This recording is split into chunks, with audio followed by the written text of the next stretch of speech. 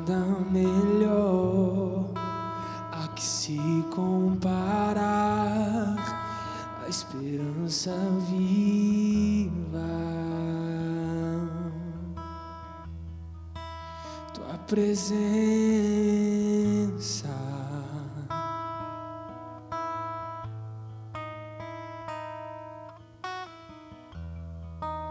eu provei e vi o mais doce amor que liberta o meu ser e a vergonha desfaz. Tua presença,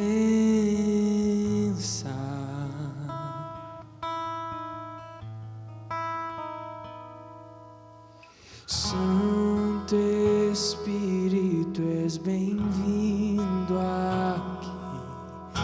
Vem inundar, encher esse lugar. É o desejo do meu coração sermos inundados por tua glória, Senhor.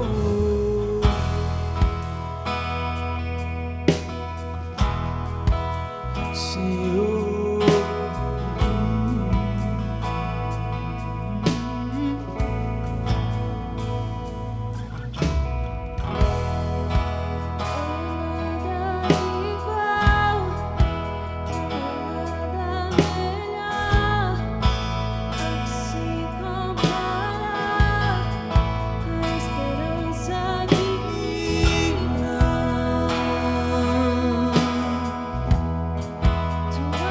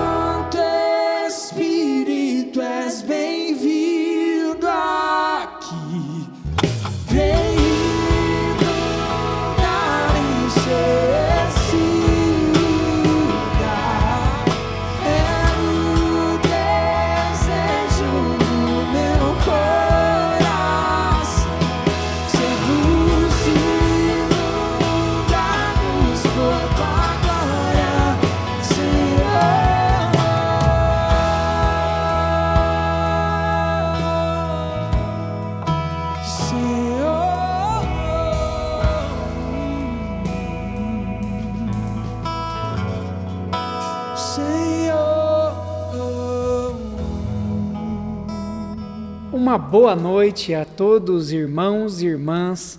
Que o Espírito de Deus continue dirigindo e abençoando a vida de cada um de vocês. Estamos com muita saudade de todos os nossos irmãos.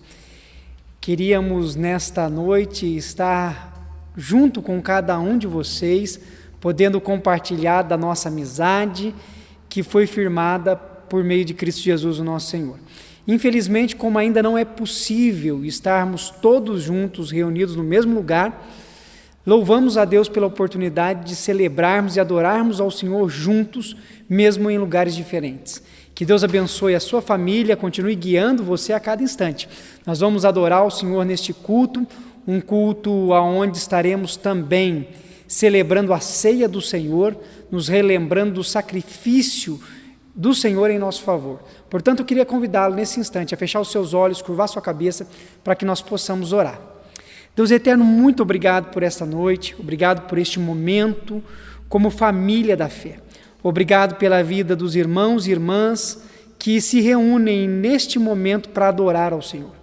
Fale conosco, ó Pai, por meio da Tua palavra, nos fortalece e nos edifica por meio, ó Pai eterno, da celebração da ceia, e que assim, ó Pai amado, sejamos dia após dia moldados à imagem e semelhança, Pai eterno, do Senhor, ó Pai. Ajuda-nos a cumprir a Tua vontade e realizar o Teu querer. É o que pedimos em nome de Cristo Jesus. Amém.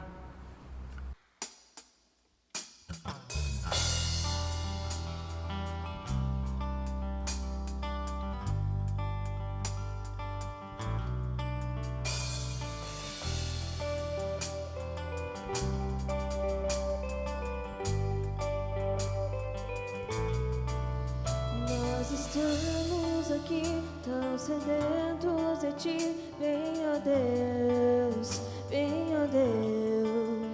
enche este lugar. Meu desejo é sentir Teu poder, Teu poder.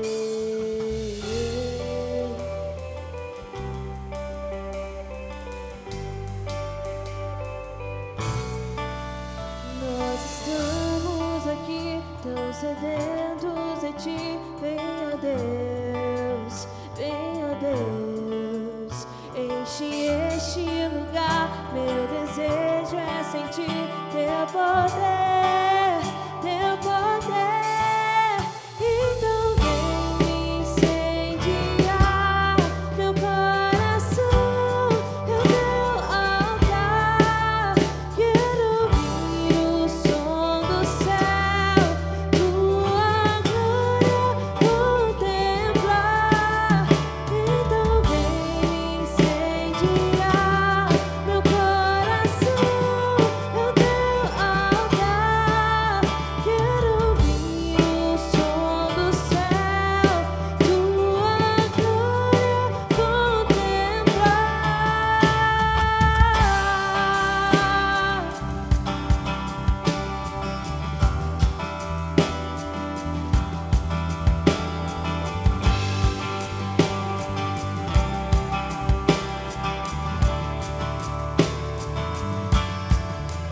Nós estamos aqui tão sedentos de Ti, vem, ó Deus,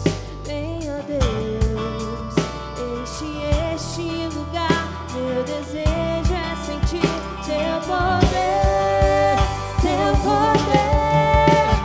Então vem me incendiar meu coração, é o Teu altar. Quero ouvir o som dos céus, Tua glória contemplar.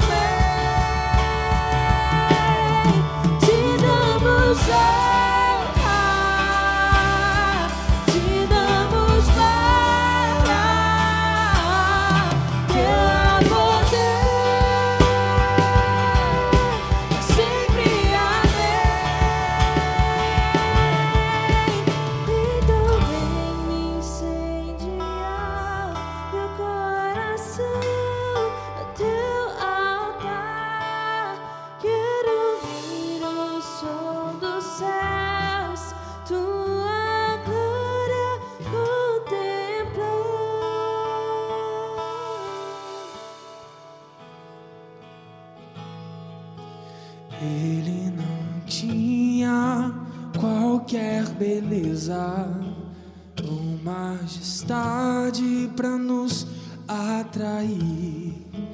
Nada havia em sua aparência para o desejar. Mas rejeitado dentre os homens, ainda assim carregou nossas dores. O seu castigo nos traz paz e a esperança não se esvai.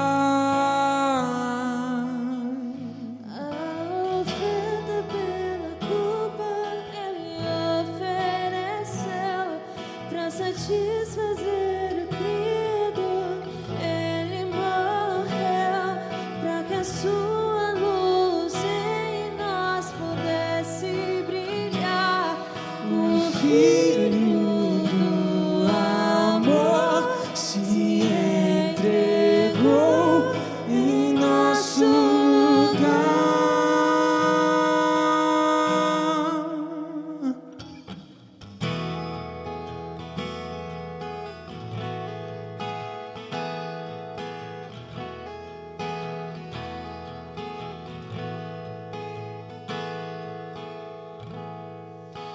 Mas rejeitado dentre os homens, ainda assim carregou nossas dores. O seu castigo nos traz paz e a esperança não se esvai.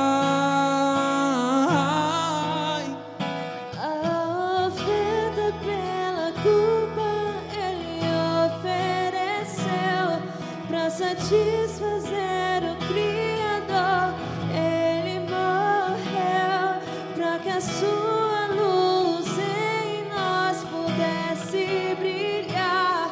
O Filho do amor se entregou em nosso lugar. És o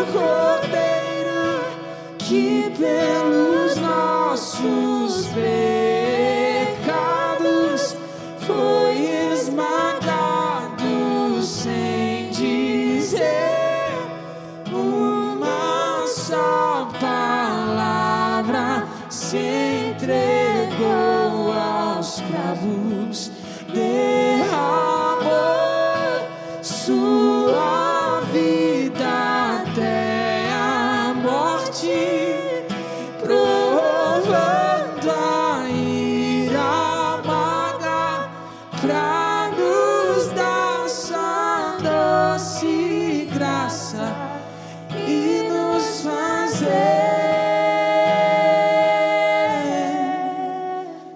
viver.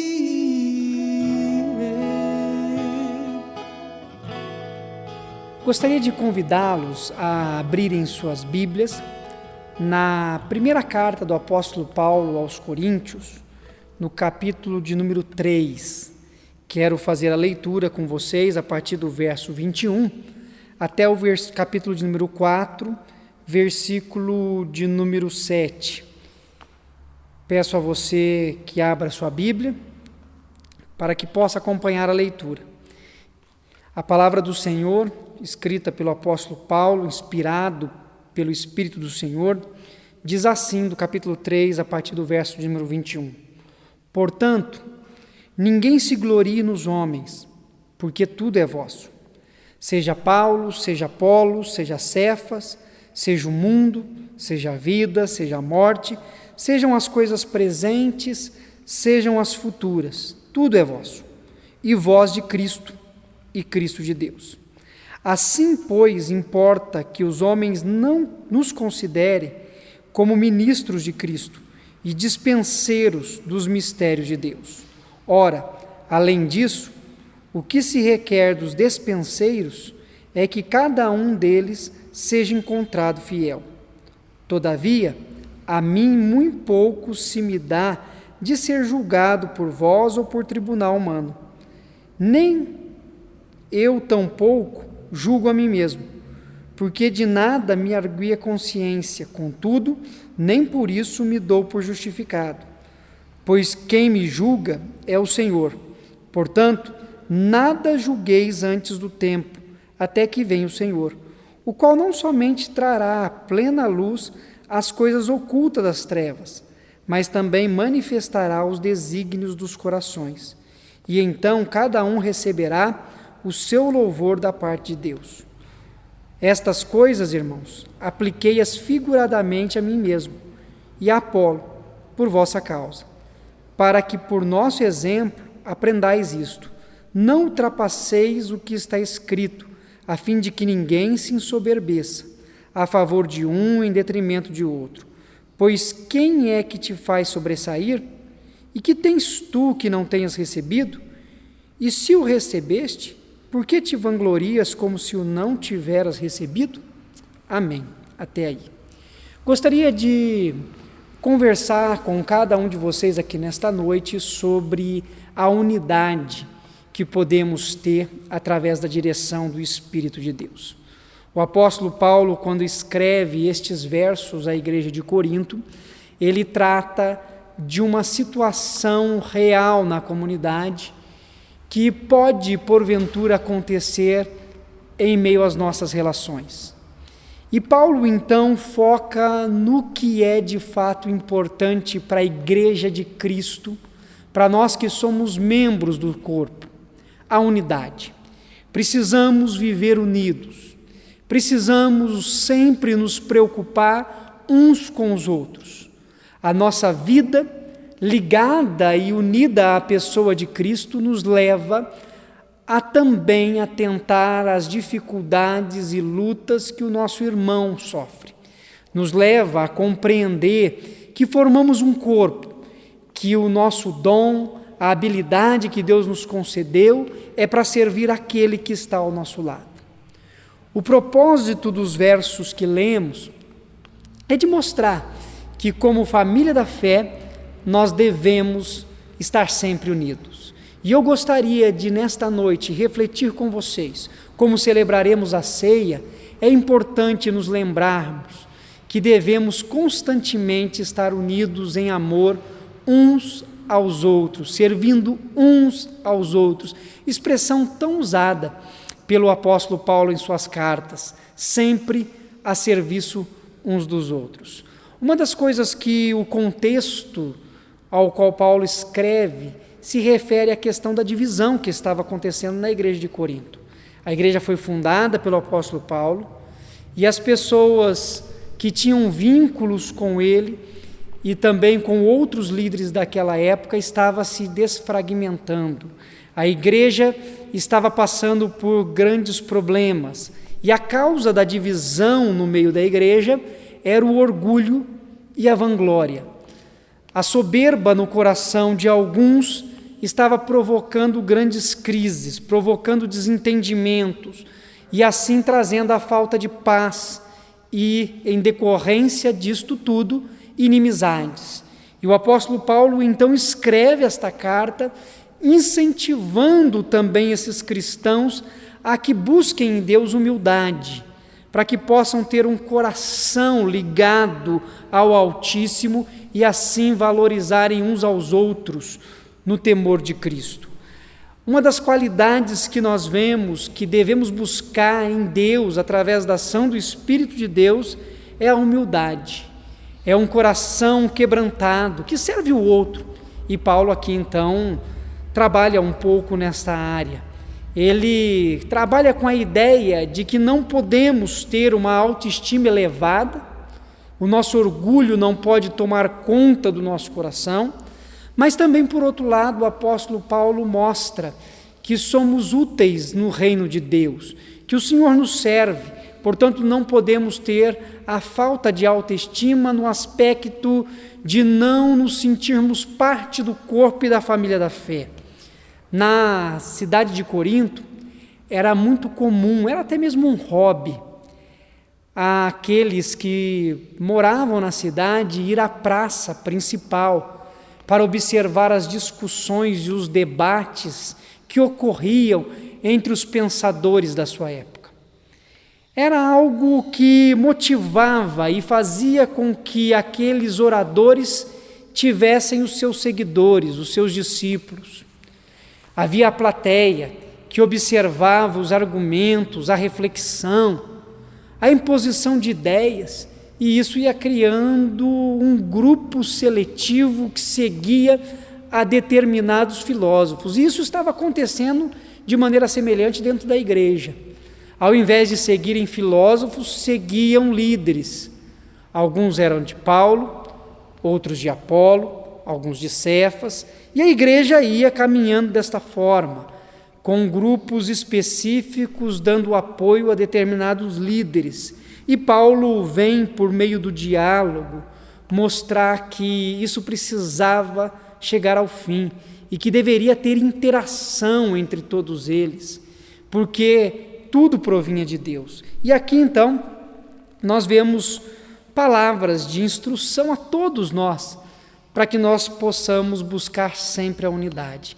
Como estaremos hoje ao redor da mesa do Senhor, é um tempo de refletirmos sobre comunhão, sobre esta vida íntima e profunda com Deus. É momento de estabelecermos e buscarmos sempre esta intimidade profunda, primeiramente com o Senhor e também com as pessoas que estão à nossa volta. E como fazemos isso? O apóstolo Paulo vai nos mostrar que tudo se inicia na nossa identidade com Cristo Jesus, o nosso Senhor. A compreensão da nossa filiação em Cristo Jesus. Olha só, o apóstolo Paulo diz no versículo 21 e 22 o seguinte: portanto, ninguém se glorie nos homens, porque tudo é vosso. Olha só, o apóstolo Paulo está dizendo, olha, nós como cristãos não focamos no indivíduo, no ser humano, porque tudo pertence a todos. Nós não nos gloriamos, voltando àquela ideia daqueles que se tornavam adeptos de determinados filósofos na cidade ou de determinados líderes na igreja. Ele diz, olha, ninguém se gloria nos homens. E ele prossegue, seja Paulo, seja o mesmo, seja Apolo, seja Cefas, seja o mundo, seja a vida, seja a morte, sejam as coisas presentes, sejam as futuras, tudo é vosso. E ele vai dizer o quê? E vós de Cristo e Cristo de Deus. Quando ele fala, olha, o mais importante é que vocês são de Cristo, ele está se referindo à nossa filiação no Senhor por meio de Cristo Jesus. Nós temos uma identidade, e a nossa identidade se firma exclusivamente na pessoa de Cristo Jesus. Tão somente nele. E quando firmamos a nossa identidade em Cristo e vivemos para a glória do Senhor, as nossas relações humanas se tornam menos prejudiciais. Por quê? Quando o outro erra, nós não nos frustramos, porque sabemos que o outro é limitado. Nós o ajudaremos devido à nossa filiação em Cristo. Quando temos um problema de relacionamento, não nos afastamos da comunhão com Deus e nem da comunhão com a igreja, porque nós sabemos que os seres humanos falham. E a nossa comunhão com Cristo, esta é perfeita. A nossa filiação está em Cristo. E é muito normal ao coração humano buscar a sua identidade em outras pessoas ou em coisas, devido ao pecado humano. Mas quando o Espírito de Deus nos converte e nos convence do pecado, da justiça e do juízo, e somos assim adotados pelo Senhor como filhos, a nossa identidade passa a ser firmada no Senhor. Por isso é importante você ter esta ideia de pertencimento. Você pertence a Cristo. Você pertence, portanto, e faz parte da Igreja de Cristo. Se você partir desse pressuposto e ter a sua vida firmada no Senhor, você buscará sempre a unidade com as pessoas à sua volta. Caso contrário, se você focar no homem, se você focar no indivíduo, se você tão somente ficar esperançoso em relação às pessoas, você desviará o propósito principal, que é firmar a sua fé em Cristo para firmar no outro. E assim as suas relações podem ser doentias. Na edificação do corpo de Cristo, nós precisamos ter a motivação certa, olhar para a pessoa certa e focar o que é importante, a glória de Deus. Todas as vezes que você ou eu colocamos o homem no centro, o resultado é frustração. As nossas relações são importantes, mas precisa partir da comunhão que temos com Deus. O seu casamento tem que ser firmado em Cristo, porque o seu marido pode decepcioná-la, a sua esposa pode cometer uma falha. A relação que você tem no seu ambiente profissional tem que partir de Cristo. Você tem que estar firmado em Cristo e as suas relações têm que ser consequências do seu amor para com Ele. A nossa vida eclesiástica, a nossa comunhão com os irmãos precisa ser firmada em Cristo, porque nós erramos, pastores erram, presbíteros erram, diáconos erram, o irmão e a irmã erram, somos todos falhos e estamos debaixo da poderosa mão de Deus, mas todos nós precisamos olhar firmemente para o autor e consumador da nossa fé, que é Jesus Cristo, nosso Senhor. O apóstolo Paulo, ele usa algumas expressões interessantes. Ele vai dizer que o mundo é nosso. O mundo para habitar, a vida como um dom diário, a morte representando o fim do sofrimento, o presente falando a respeito da providência e do cuidado cotidiano, o futuro apontando para a vinda do Salvador, a ressurreição apresentada, colocada aqui como coisas futuras que haverão de acontecer, a vida eterna. Quando ele aponta para esse futuro, ele traz tudo isso, e ele fala, olha, tudo isso é de vocês, tudo isso é vosso, mas lembre-se que vocês são de Cristo. E ele vai continuar esta ideia no capítulo seguinte, porque ele vai dizer assim, olha, importa então que os homens nos considerem como o quê? Então, se nós entendemos que nós somos de Cristo, as pessoas que estão à nossa volta têm que nos ver como? Se nós entendemos esse princípio importante de que a vida deve estar centrada na pessoa de Jesus, é nele que a minha identidade se realiza, e eu creio nele, então eu vivo para a glória dele e busco essa unidade, o que as pessoas precisam ver em mim? Uma das coisas que Paulo vai dizer no capítulo 4 é que eles nos considerem ministros de Cristo e despenseiros do mistério de Deus. É desta forma que as pessoas devem nos ver. Estas expressões, ministros de Cristo, e em seguida também despenseiros, se refere a duas coisas importantes daquela época. Uma delas, a questão dos ministros, eram escravos que haviam sido condenados à morte, mas que ao invés de terem como sentença a morte imediata, eles eram transferidos para trabalharem nos barcos como remadores, e iam passar a vida toda ali trabalhando como remadores até a morte. Esta é a expressão que nós encontramos aqui de ministros, os remadores de galés. Era uma função ocupada por aquele que haveria de servir até o final da vida àqueles a quem ele foi destinado porque havia sido condenado como escravo. Bom, quando essa expressão é posta, o que Paulo está dizendo é o seguinte, que a nossa sentença já foi determinada. E cabe a nós agora em vida servirmos ao Senhor, servirmos aquele que nos chamou. Já somos sentenciados, mas não somos escravizados. Nós somos servos de Deus em Cristo Jesus, mas devemos servi-lo. E em seguida ele coloca uma outra expressão que é o dispenseiro, que é o mordomo, o administrador, o cuidador da casa, aquele que cuidava na época de todas as coisas do seu Senhor. E nós somos mordomos de Cristo.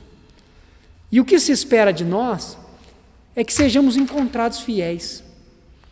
Resumindo a ideia do apóstolo Paulo nesses versos, ele diz assim: vocês são de Cristo, nós somos de Cristo. Cristo nos deu tudo, temos tudo, e nós não podemos focar no egoísmo, no individualismo e no partidarismo. Nós precisamos firmar nossa identidade em Cristo e viver em busca da unidade. E ele vai continuar então, falando a respeito da posição que devemos ter com o coração humilde e quebrantado. O apóstolo Paulo continuará dizendo assim, versículo de número 3: todavia, a mim muito pouco se me dá de ser julgado por vós ou por tribunal humano. Nem eu tampouco julgo a mim mesmo, porque de nada me argui a consciência. Contudo, nem por isso me dou por justificado, pois quem me julga é o Senhor.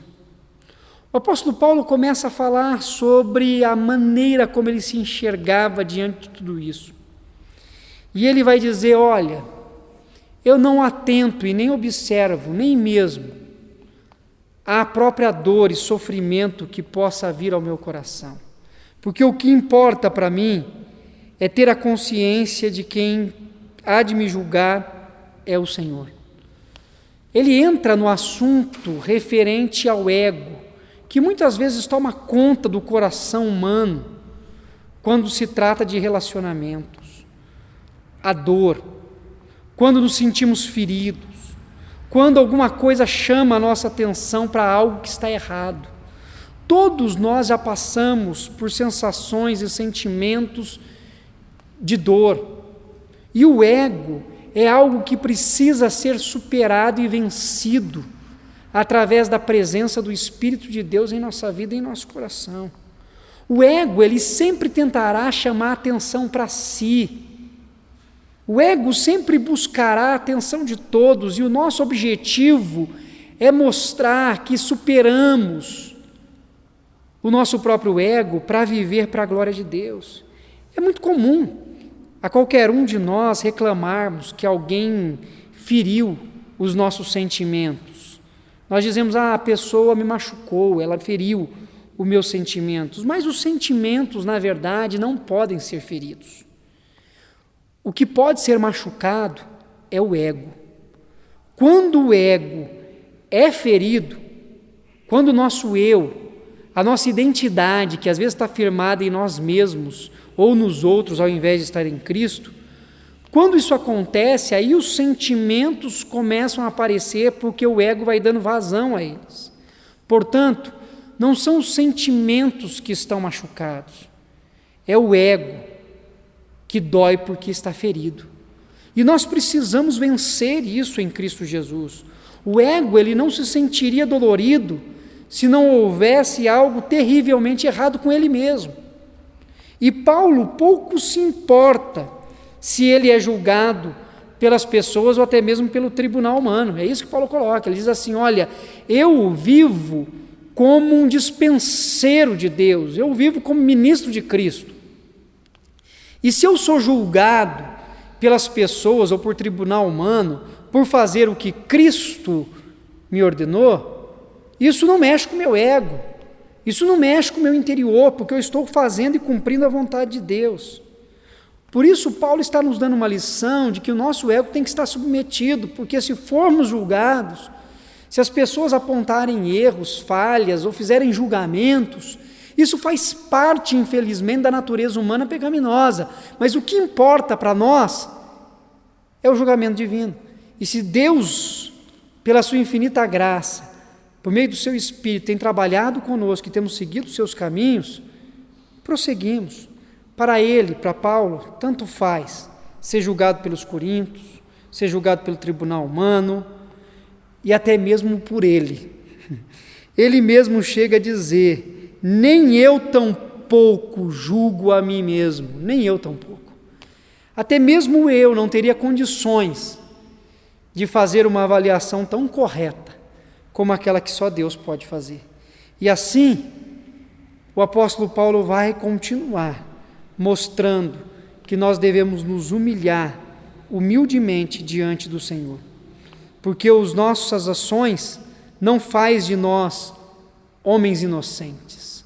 Mesmo quando acertamos, não somos inocentes. E Paulo vai dizer isso, versículo 5: portanto, nada julgueis antes do tempo, até que venha o Senhor, o qual não somente trará à plena luz as coisas ocultas das trevas, mas também manifestará os desígnios dos corações, e então cada um receberá o seu louvor da parte de Deus. É Deus quem tem todo conhecimento. É Deus quem julga todas as coisas. É Ele quem está ciente de todos os erros. E Ele quem trabalha no nosso coração para que tenhamos também essa ciência. Paulo sabe dos seus erros. Paulo sabe da sua limitação. Paulo sabe das suas fragilidades. Ele está consciente disso. Mas, na verdade, o que Paulo está dizendo aqui é o seguinte: ele diz: olha, eu sei dos meus erros, eu tenho a minha própria consciência, eu sei que eu tenho feito o melhor para a glória de Deus, eu sei que eu falho nesse processo, mas eu tenho procurado, por isso eu não julgo a mim mesmo. Entretanto, a minha identidade não está firmada nos erros que eu cometo, mas está firmada em Cristo Jesus, o meu Senhor, que me transforma. E é assim que nós precisamos pensar. Nós erramos, nós falhamos, precisamos buscar o perdão e a convivência, a restauração dos nossos relacionamentos, mas precisamos sempre voltar os nossos olhos para Cristo, padrão que devemos seguir. O apóstolo Paulo também, ele sabe dos seus acertos, ele sabe o que ele faz de bom, entretanto ele não se orgulha diante disso, porque ele sabe que ele deve fazer sempre para o Senhor e não achar que o seu próprio mérito, o seu próprio esforço lhe trará o que quer que seja.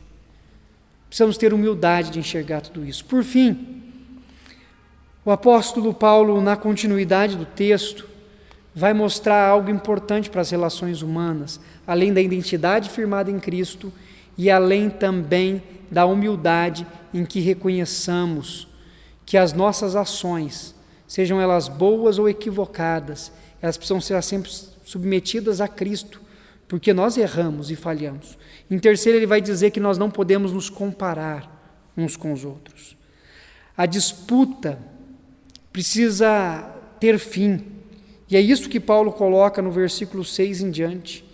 Ele vai mostrar que se houver disputa, a tensão é profunda, mas quando as coisas são trabalhadas, modificadas, o relacionamento pode ser reabilitado. Algo que conduz o ser humano à comparação e à vanglória sempre trará problemas. E na tentativa de preencher o vazio e lidar às vezes com o desconforto, o ego vai sempre tentar se comparar com outras pessoas.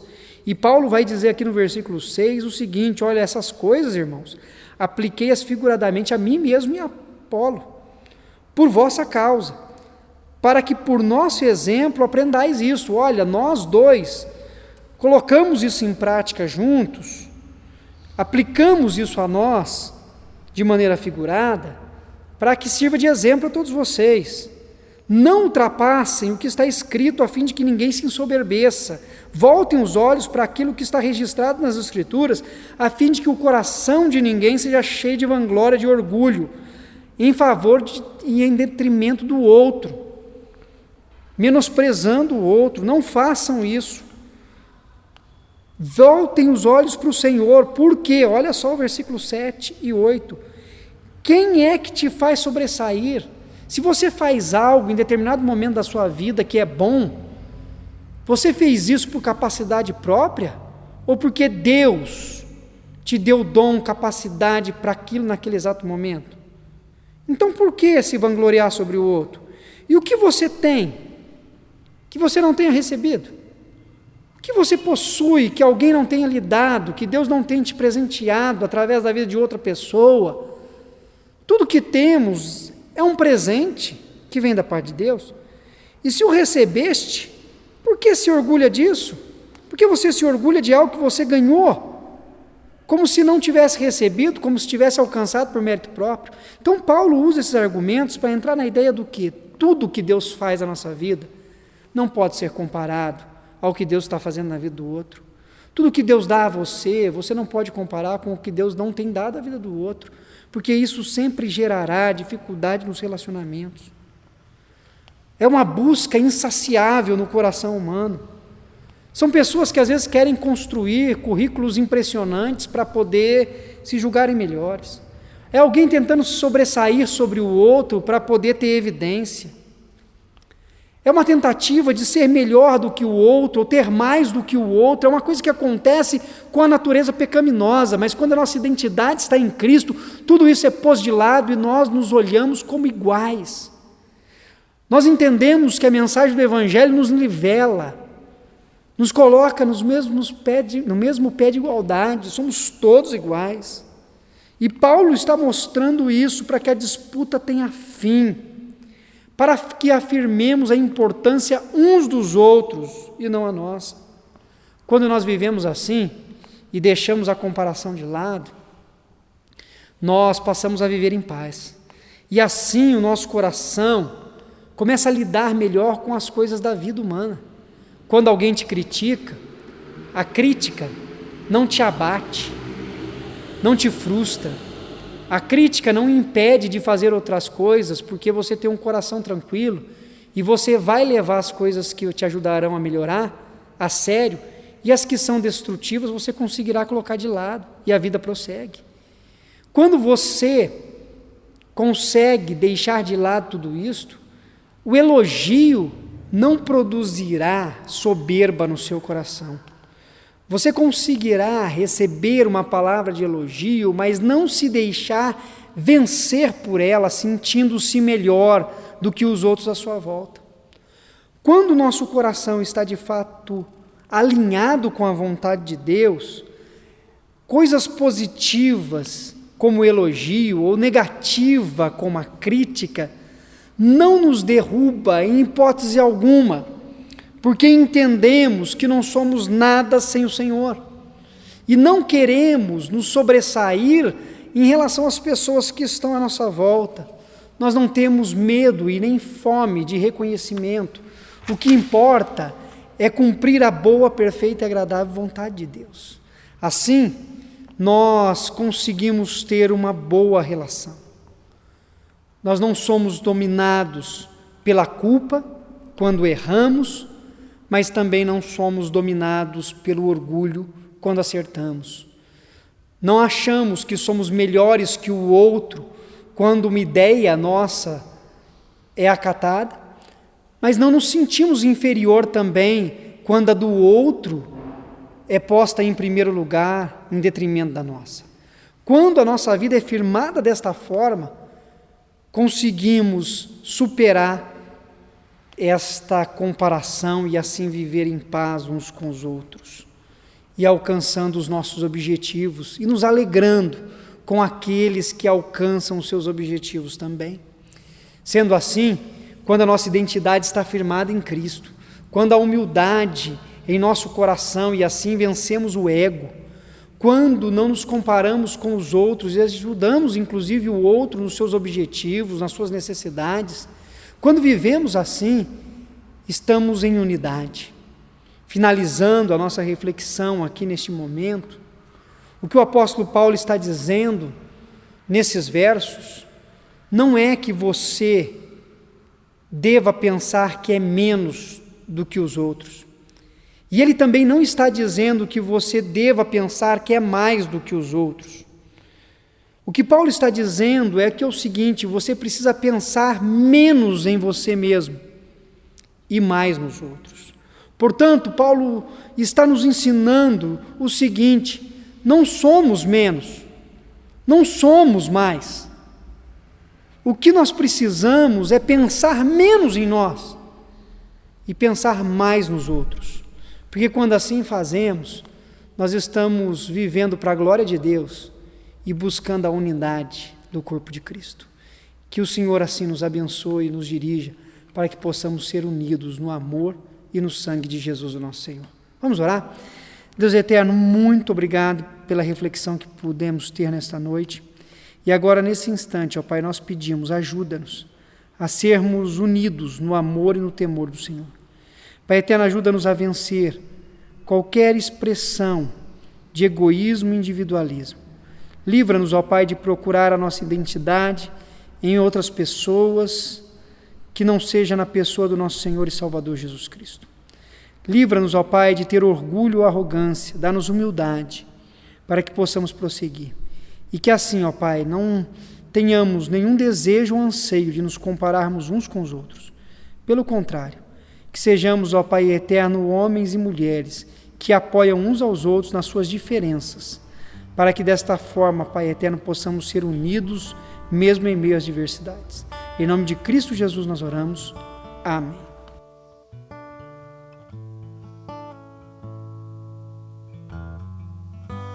Coração de pedra, alma cheia de orgulho, caminho sem direção, casa abandonada, mundo tão vazio. O que falta em nós é o amor. Se não tem perdão, não tem amor. Se não tem amor, aonde está Deus? Aonde está Deus?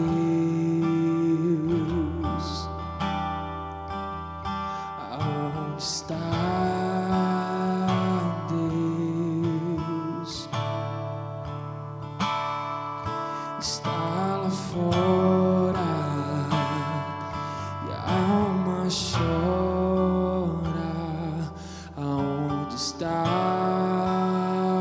Deus? Coração de pedra, alma cheia de orgulho, caminho sem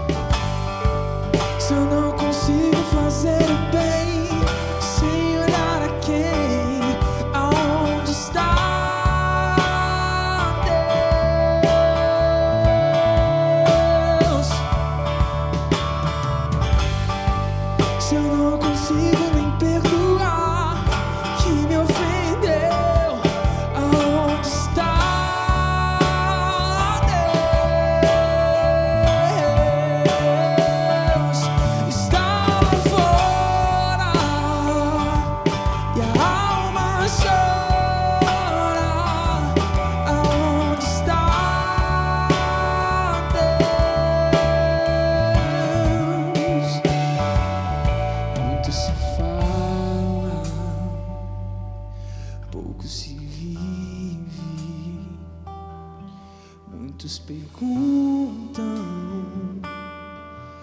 ninguém responde.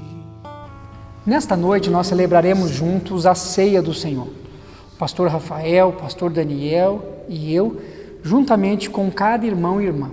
Apesar de não estarmos juntos no mesmo local físico, nos lembramos que estamos juntos como família da fé. Portanto, o membro da família que estará servindo os seus familiares estará juntamente conosco, apresentando ao Senhor os elementos da ceia, porque é o Senhor quem os consagra. Neste momento, cremos que a presença do nosso Senhor nos fortalece, a ceia nos edifica e podemos, assim como família, celebrar ao Cordeiro de Deus que deu a sua vida em nosso favor. Portanto, que possamos nesse momento celebrar a ceia juntos. Vamos orar, irmãos, consagrando os elementos diante do Senhor. Pai, nesse momento tão solene e especial para nós, Pai, nos lembramos da Tua morte, Deus, celebramos a Tua vida, Pai, e esperamos a Tua volta, Senhor. Por isso, Deus, toma agora esse momento nas Tuas mãos, Pai, que o Senhor prepare o nosso coração, nos ajude a estar de maneira digna na Tua presença, Deus, entendendo que não somos merecedores de nada, Deus, pois o Senhor nos deu tudo, Pai. Nós oramos no nome de Jesus. Amém, Senhor. Amém. Pegue o pão na sua casa. Na noite em que o Senhor Jesus foi traído, Ele tomou do pão, Ele deu graças ao Senhor e Ele partiu o pão entre os seus discípulos e disse: esse é o meu corpo, que é dado em favor de vós, comei dele todos, façam isso em memória de mim.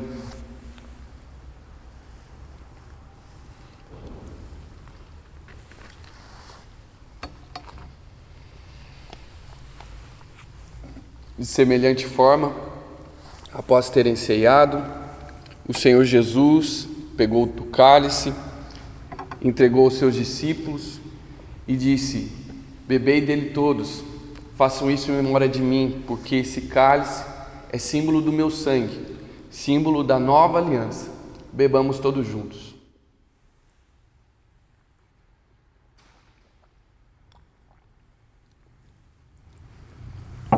Porque todas as vezes que nós comemos do pão e bebemos do cálice, nós anunciamos a morte do Senhor Jesus, mas também a vida que nós encontramos nele. Que nesse instante possamos mais uma vez orar em gratidão a tudo aquilo que Cristo fez por nós naquela cruz. Vamos orar? Senhor Jesus, nossa gratidão a Ti, porque através do Teu sacrifício naquela cruz, hoje nós podemos experimentar vida e vida em abundância. Mas também, Senhor, Te louvamos porque através desse sangue precioso podemos ser chamados de filhos de Deus.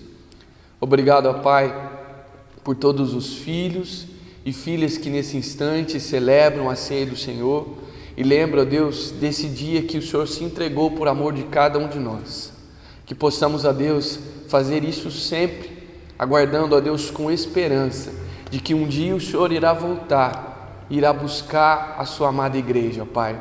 Mas enquanto esse dia não chega, que possamos continuar, ó Deus, cumprindo a missão que o Senhor deixou para cada um de nós e de, portanto, fazer discípulos, batizando-os em nome do Pai, do Filho, do Espírito Santo e ensinando a guardar todas as coisas que o Senhor nos deixou, Pai.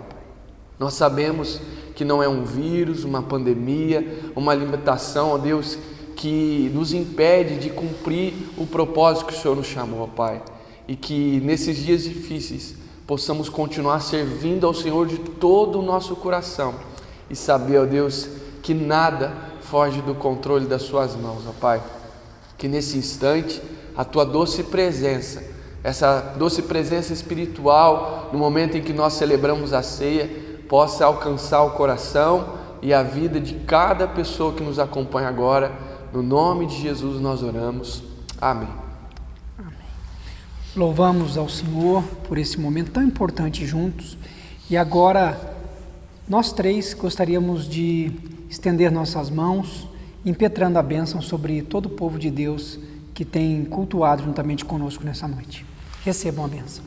E que a graça do nosso Senhor e Salvador Jesus Cristo, O amor de Deus, o nosso eterno e tão bondoso Pai, as consolações do Espírito Santo de Deus, seja sobre todos vocês, sobre todo o povo de Deus espalhado sobre a face da terra, não somente hoje, mas pelos séculos dos séculos. Amém.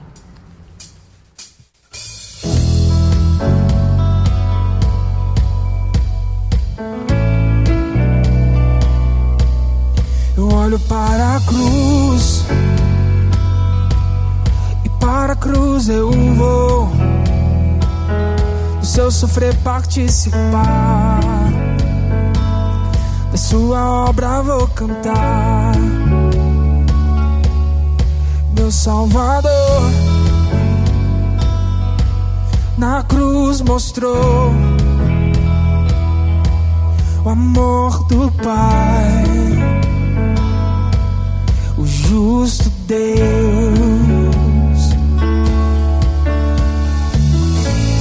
Pela cruz me chamou, gentilmente me atraiu e eu, sem palavras, me aproximo, quebrantado por seu amor.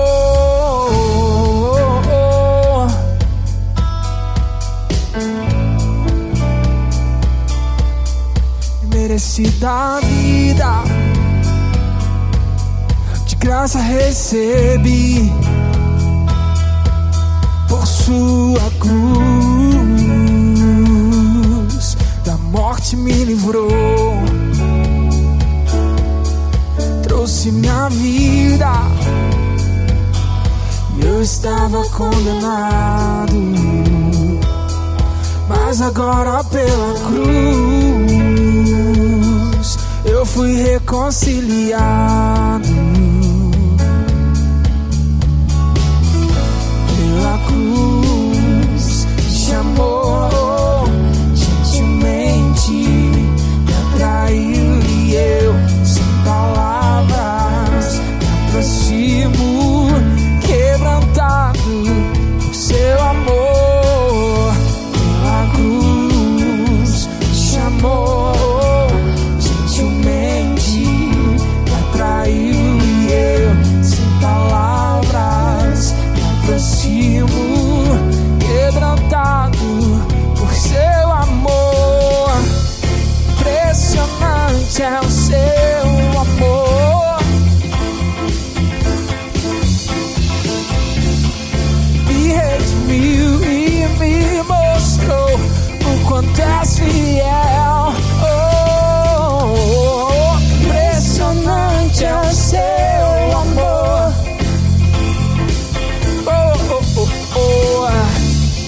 Me redimiu e me mostrou o quanto és fiel. Pela cruz me chamou, gentilmente me atraiu e eu, sem palavras,